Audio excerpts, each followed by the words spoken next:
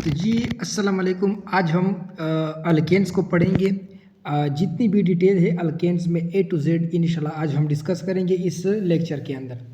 तो सबसे पहले अल्केन्स क्या होते हैं, ये आपके पास सैचुरेटेड हाइड्रोकार्बन होते हैं। अब इसका क्या मतलब है?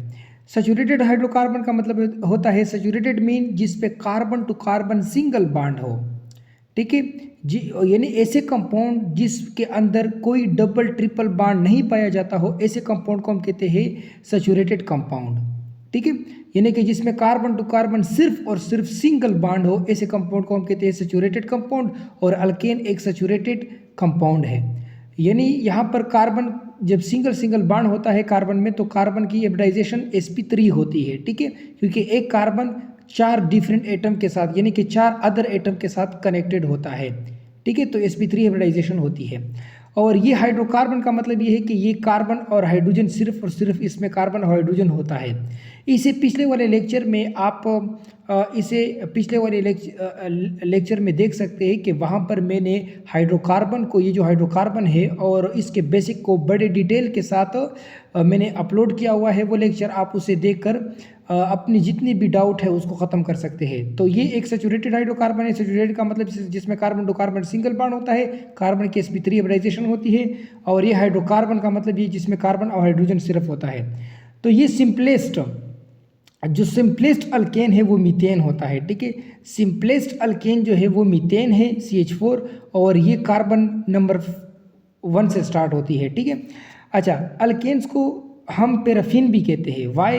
Due to its least reactive behaviour. अपने लीस्ट रिएक्टिव बिहेवियर की वजह से अल्केन को हम पैराफिन भी कहते हैं। अब ये लीस्ट रिएक्टिव क्यों होता है? मतलब ये ज़्यादा स्टेबल होता है, ठीक है। Alkane is more stable then alkyne, alkyne and benzene. इसे ये स्टेबल होता है, ठीक है। अच्छा, अब ये स्टेबल क्यों होता है? Because of non polar bond of carbon hydrogen. क्योंकि यहाँ पर कार्बन और हाइड्रोजन में जो बॉन्ड होता है वो नॉन पोलर होता है। क्यों नॉन पोलर होता है? क्योंकि यहाँ पर इलेक्ट्रोनेगेटिविटी डिफरेंस 0 होता है, ठीक है। तकरीबन 0 के बराबर होता है। जब इलेक्ट्रोनेगेटिविटी डिफरेंस 0 के बराबर हो या अप्रोक्स 0 हो, तो यहाँ पर पोलरिटी नहीं होती, नॉन पोलर होता है। तो इस नॉन पोलर की वजह से ये लीस्ट रिएक्टिव माना जाता है, ठीक है। और भी बहुत सारे रीज़न हैं, ठीक है। इसको हम आगे पढ़ेंगे रिएक्टिविटी में। अच्छा, फार्मूला क्या है? CnH2n+2, ठीक है। और ये n शो करता है नंबर ऑफ कार्बन एटम को। फिर हम आते हैं नोमेनक्लेचर पर। तो नोमेनक्लेचर किसे कहते हैं? Naming to organic compound is called organic nomenclature. क्या मतलब है? ऑर्गेनिक कंपाउंड को नाम देना, मतलब उसकी नेमिंग करना, ठीक है। ऑर्गेनिक कंपाउंड को नाम देना, इसको हम कहते हैं ऑर्गेनिक नोमेनक्लेचर, ठीक है। यानी कि ऑर्गेनिक के नोमेनक्लेचर, उनको नाम देना। 2 तरीके से नाम हम देते हैं, एक ट्रिवियल्स नेम या कॉमन नेम्स, और एक होता है आयोपेक नेम्स। तो सबसे पहले पढ़ते हैं ट्रिवियल्स नेम्स। इसको हम कहते हैं रिवायती नाम, ठीक है, जो पुराने ज़माने में लोगों ने दिए हैं। इसको हम यानी कि कॉमन नेम्स भी कहते हैं। तो ये किस बेस पर है? ये जो कॉमन नेम्स है ये किस बेस पर है? ये दरअसल बेस्ड ऑन सोर्स नेम, ये सोर्स नेम पर बेस्ड है, जहाँ से ये आए हुए हैं। कैसे? जैसे मेरे पास है ऑक्जेलिक एसिड। अब ऑक्जेलिक एसिड क्या है मैं आपको बता देता हूँ। ये आपके पास ऑक्जेलिक एसिड का स्ट्रक्चर है, और ये डाई कार्बोक्सिलिक एसिड, मतलब इसमें 2 कार्बोक्सिल ग्रुप होते हैं। आप देख सकते हैं, एक ये है कार्बोक्सिल ग्रुप और एक ये है, ठीक है। 2 डाई मतलब 2 कार्बोक्सिल ग्रुप होते हैं, ठीक है। और ये आपके पास ऑक्जेलिक एसिड होता है। अब इसको ऑक्जेलिक एसिड क्यों कहते हैं? Because it obtain from oxalis plant, क्योंकि एक प्लांट की एक स्पीशी है, इस प्लांट की स्पीशी से ये आए हुए हैं। A type of species in plant के अंदर एक स्पीशी है ऑक्जेलिस प्लांट, इससे ये डिराइव्ड है, यानी इससे ये बनते हैं। इसको वजह से इसको हम कहते हैं ऑक्जेलिक एसिड, ठीक है। अच्छा, दूसरा है फॉर्मिक एसिड। अब ये फॉर्मिक एसिड दरअसल ये जो आपके पास रेड आंट्स है उसमें ये एसिड होते हैं, और जो बी होते हैं बी, ठीक है, मक्खियाँ, उसके स्टिंग में ये एसिड होते हैं। तो रेड आंट्स को हम लैटिन वर्ड में फार्मिसा कहते हैं। तो इसी लैटिन वर्ड फार्मिसा की वजह से ये फार्मिक एसिड बन चुका है। फिर आता है टार्टारिक एसिड। टार्टारिक एसिड ये लैटिन वर्ड में टार्टर मीन ग्रेप्स, ये ग्रेप्स को कहते हैं, ठीक है। ये ग्रेप्स के अंदर ये एसिड पाए जाते हैं। ग्रेप्स जो होता है, ग्रेप्स, ठीक है, ग्रेप्स जो होता है उसके अंदर ये जो टर्टर है वो यानी कि पाए जाते हैं, इस वजह से हम कहते हैं टार्टारिक एसिड। फिर lactic acid, lactic acid fermented milk जो होता है उसमें ये एसिड पाए जाते हैं, और फर्मेंटेड मिल्क को हम लेटेंट ज़बान में क्या कहते हैं, यहाँ से ये लैक्टिक एसिड निकला हुआ है, ठीक है। अच्छा, फिर आते हैं कॉमन नेम्स। कॉमन नेम्स जो है आपके पास ये आपके पास सबसे पहले इंट्रोडक्शन थी। अब कॉमन नेम को हम इस्तेमाल करेंगे। कैसे इस्तेमाल करोगे, इसके लिए रूल्स है, प्रीफिक्सेस और सफिक्सेस इस्तेमाल करो। प्रीफिक्सेस का मतलब होता है फॉर पेरेंट कार्बन स्टेम, ये जो कार्बन की जो स्टेम होती है, स्केलेटन होती है, ठीक है, उसको आप यानी कि नंबर ऑफ कार्बन के लिए आप प्रीफिक्स इस्तेमाल करोगे। और सफिक्स जो होता है ये फंक्शनल ग्रुप के साथ रिलेटेड होता है, चाहे हाइड्रोक्सिल ग्रुप हो, चाहे अल्डिहाइड ग्रुप हो, चाहे अल्कीन हो, अल्काइन हो, कीटोन हो, ठीक है। ये सफिक्स फंक्शनल ग्रुप के साथ रिलेट होता है, प्रीफिक्सेस ये नंबर ऑफ कार्बन के साथ यानी कि पेरेंट कार्बन स्टेम के साथ रिलेट होते हैं। अब जैसे मेरे पास meth, eth, prop, but, pent, hex, hept, oct, non, dec, ये जो है ये आपके पास क्या है, प्रीफिक्सेस है। मिथ 1 कार्बन के लिए, इथ 2 कार्बन के लिए, प्रोप 3 कार्बन के लिए, ब्यूट 4 कार्बन के लिए, पेंट 5 कार्बन के लिए, हेक्स 6 कार्बन के लिए, हेप्ट 7 कार्बन के लिए, ऑक्ट 8 कार्बन के लिए, नॉन 9 कार्बन के लिए, डेक ये 10 कार्बन के लिए। तो ये आपके पास नंबर ऑफ कार्बन प्रीफिक्सेस के लिए है, यानी ये प्रीफिक्सेस है और ये कार्बन के लिए। ये जो एन है, सारे एन ये क्या है, फंक्शनल ग्रुप है, ठीक है।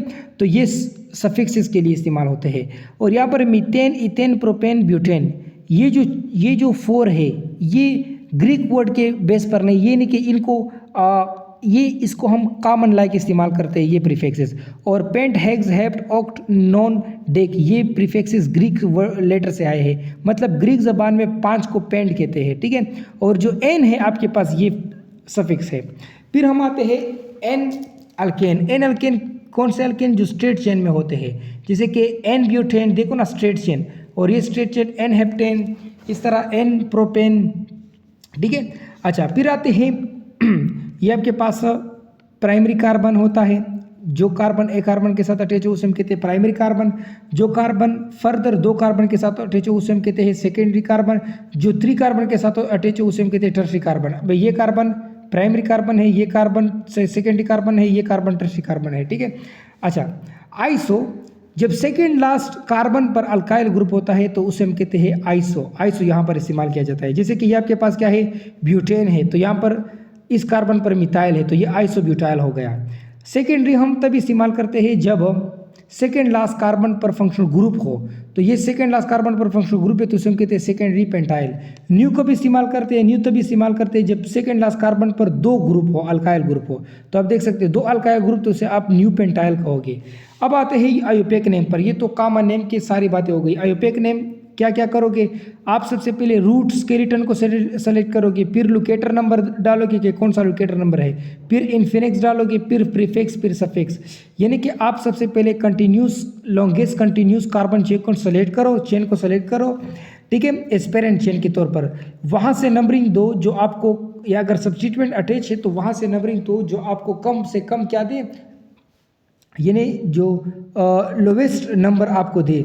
और सब्स्टिट्यूएंट का नाम यानी कि उसका लोकेशन भी आप क्या करो, उसके साथ चेक करो, ठीक है। अगर 2 या 2 से ज़्यादा सेम सब्स्टिट्यूएंट हो तो डाइट्राई इस्तेमाल करो, अगर डिफरेंट हो तो अल्फ़ाबेटिकली ऑर्डर इस्तेमाल करो। अब ये आपके पास क्या है, सी, ये आपके पास क्या है, एन ब्यूटेन।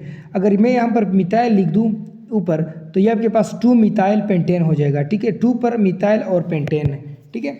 अच्छा, उसके बाद ये आपके पास मौजूद है, ये कितने कार्बन है, 1 2 3 4 5 कार्बन है। अच्छा, ये मिथाइल है, ये इथाइल है, जहाँ सब्स्टिट्यूएंट नज़दीक हो वहाँ नंबरिंग दो, तो 1 2 3 4 5, यहाँ सब्स्टिट्यूएंट नज़दीक था तो यहाँ पर मैंने नंबरिंग दी। अब नाम कैसे दोगे, इथाइल, ई पहले आता है तो पहले ये लिखो 4 इथाइल और 2 पर मिथाइल और पेंटेन, ठीक है। उसके बाद 1 2 3 4 5 6 कार्बन है। अब यहाँ पर एक सब्स्टिट्यूएंट है, यहाँ तो सब्स्टिट्यूएंट कहाँ पर नज़दीक है, यहाँ पर नज़दीक है, तो यहाँ से आपने नंबरिंग देनी है। तो 2 पर मिथाइल है, 4 पर डाई मिथाइल है और हेक्सेन है, ठीक है। अच्छा, फिर आते हैं साइक्लो अल्केन पर। ये तो हमने अल्केन पढ़ लिया, जितनी भी इंट्रोडक्शन थी अल्केन की हमने पढ़ ली।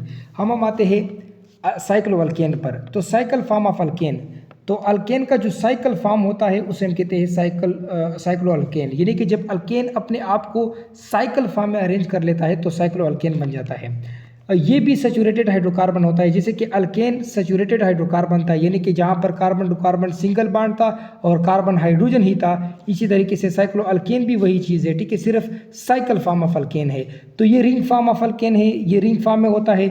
और रिंग के लिए कार्बन नंबर 3 यानी कि 3 कार्बन से रिंग स्टार्ट होता है, तो 3 कार्बन चाहिए, ठीक है। यानी कि साइक्लो इथेन नहीं हो सकता, साइक्लोप्रोपेन से बात स्टार्ट होती है, ठीक है। और यहाँ पर क्या होता है, कार्बन नंबर 1 जो है वो कार्बन नंबर लास्ट के साथ जुड़ा होता है। तो कार्बन नंबर 1 एक हाइड्रोजन को रिमूव करता है, कार्बन नंबर लास्ट एक हाइड्रोजन को रिमूव कर देता है, तो make their 1 valency and form bond. तो ये एक एक वैलेंसी बना लेते हैं और बॉन्ड बन जाता है।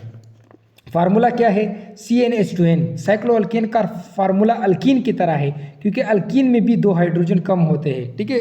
डबल बॉन्ड बनाने के लिए एक कार्बन, अल्कीन के अंदर डबल बॉन्ड बनाने के लिए एक कार्बन और दूसरा कार्बन एक एक हाइड्रोजन रिमूव कर देते हैं, और यहाँ पर क्या बन जाता है, यहाँ पर आपके पास बन जाता है ये वाला, ठीक है। अच्छा, लेट्स सपोज मैं आपको एक एग्जांपल से बता देता हूँ किस तरह। ये आपके पास क्या है, CH3 CH2 CH3, ये एक स्ट्रेट चेन अल्केन है, ठीक है। अब इसको अगर मैं साइकिल फॉर्म में अरेंज करूँगा, ये देखो, ये आपके पास क्या है, ये आपके पास एक हाइड्रोजन रिमूव हो गया, ठीक है, इस तरह। ये CH2 और H, CH2 CH2 और H, ये वही मैंने लिखा। अब जब यहाँ पर क्या होती है, होमोलाइसिस होती है। ये एक इलेक्ट्रॉन यहाँ आ जाता है, एक इलेक्ट्रॉन इसके पास आ जाता है, फिर यहाँ पर क्या हो जाती है, हेटेरोलाइसिस होती है, एक एक इलेक्ट्रॉन शिफ्ट हो जाता है। फिर ये इलेक्ट्रॉन इस कार्बन का और इस कार्बन का ये जुड़ जाते हैं, तो एक साइकिल बन जाता है। तो नतीजतन ये कार्बन, ये CH2 वाला कार्बन, ये दूसरा CH2 वाला, ठीक है, ये भी CH2 वाला, और ये आखिर में चेन साइकिल फॉर्म बन जाती है, ठीक है।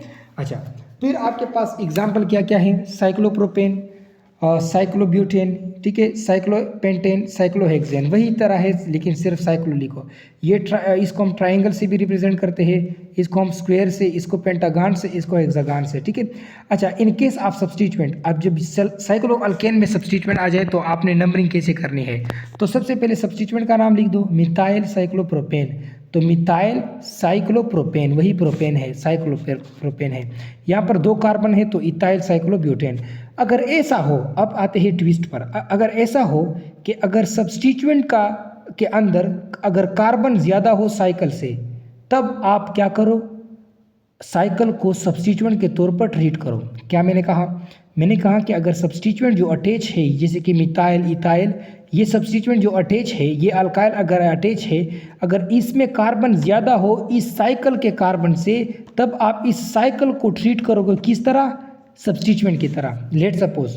और इस सब्स्टिट्यूएंट को जो पहले है उसको आप पेरेंट की तरह ट्रीट करोगे, मतलब पेरेंट चेन के तौर पर। अब यहाँ पर क्या है, इस कार्बन पर एक साइकिल है, अब 1 2 3, यहाँ पर 3 कार्बन है साइकिल में, और यहाँ पर कितने हैं, 1 2 3 4। अभी आप इस साइकिल को सब्स्टिट्यूएंट कहोगे और इसको आप पेरेंट कार्बन चेन कहोगे। तो सब्स्टिट्यूएंट को पहले लिखते हैं, जैसे कि मिथाइल, इथाइल को हमने पहले लिखा, तो यहाँ पर इस साइकिल को आप पहले लिख दो। तो ये है साइक्लोप्रोपाइल और ब्यूटेन, ठीक है। अब ये देखो, ये साइक्लोब्यूटाइल, क्योंकि साइक्लोब्यूटेन से साइक्लोब्यूटाइल और फिर पेंटेन, ठीक है। उम्मीद करता हूँ ये बात आपको समझ में आई होगी। ये 3 है, ठीक है, ये 3 है। अच्छा, अब हम आते हैं थोड़ा इस पर अल्काइल ग्रुप पर। What is alkyl group, alkane -1 hydrogen. तो जब आप अल्केन फैमिली से एक हाइड्रोजन को रिमूव करते हैं तो आपके पास अल्काइल ग्रुप बनता है। लेट सपोज मेरे पास ये क्या है, अल्केन का एक हाइड्रोजन मैंने रिमूव कर दिया, तो अल्केन का एक हाइड्रोजन रिमूव हो गया, और ये जो आ रही दिस इज कॉल्ड अल्काइल। और ये alkyl methyl, ethyl, propyl, butyl, pentyl up to so on, कोई भी हो सकता है। बाज़ लोग कहते हैं कि ये अल्काइल सिर्फ मिथाइल होता है, वो कहते हैं कि ये सिर्फ C3